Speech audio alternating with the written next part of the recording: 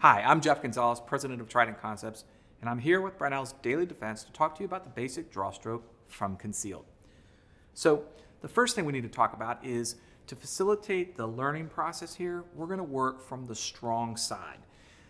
On top of that, we're going to move the holster from on the waistband to in the waistband. A couple reasons.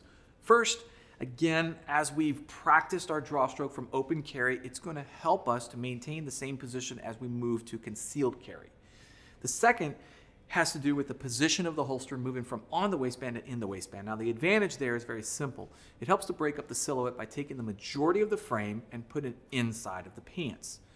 As we do this, we need to recognize that there's also an elevated risk because when the firearm is on my waistband, a negligent discharge can result in minor injury. As we move the firearm inside of our pants, now a negligent discharge can move from a minor to a major injury. So we want to make sure that we're moving at a pace that allows us to do this safely. Now, we also need to talk about one-hand versus two-hand technique.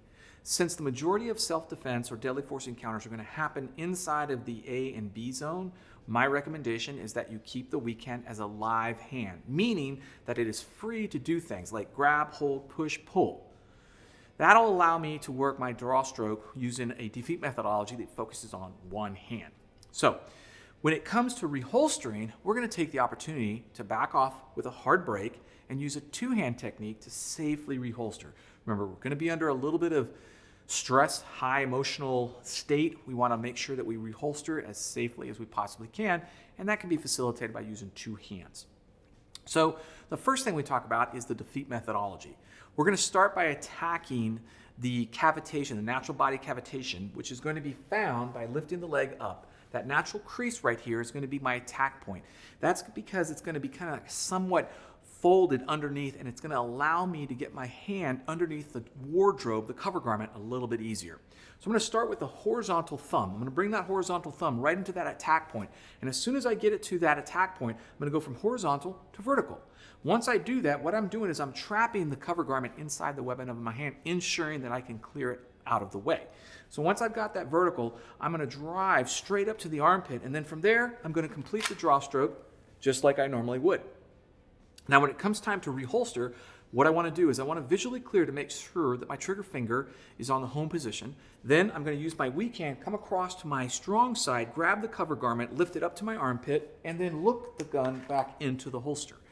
So those two steps at the very end are going to help us to reduce the chance of us having a negligent discharge. If my finger's still inside the trigger guard as I go back into the holster, I could inadvertently fire the shot. If a piece of my cover garment is inside the holster's mouth as I go to reholster, I could inadvertently pull the trigger.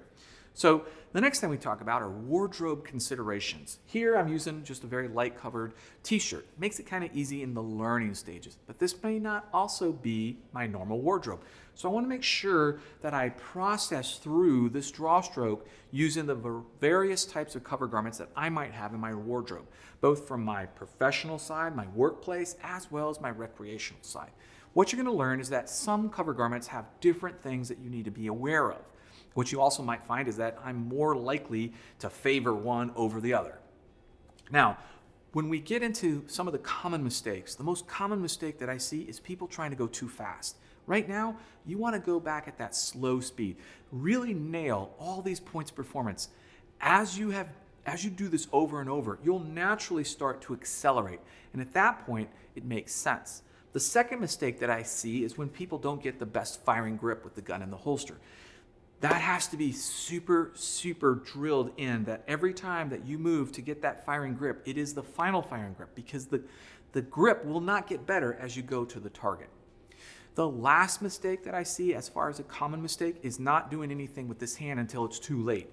So it's very important that as you come out and you grip with two hands right here, that you drive the gun to target with both hands. Sometimes we'll see folks that bypass this hand, play catch up, and then in the end, all that's really happening is the hand is placed on the gun.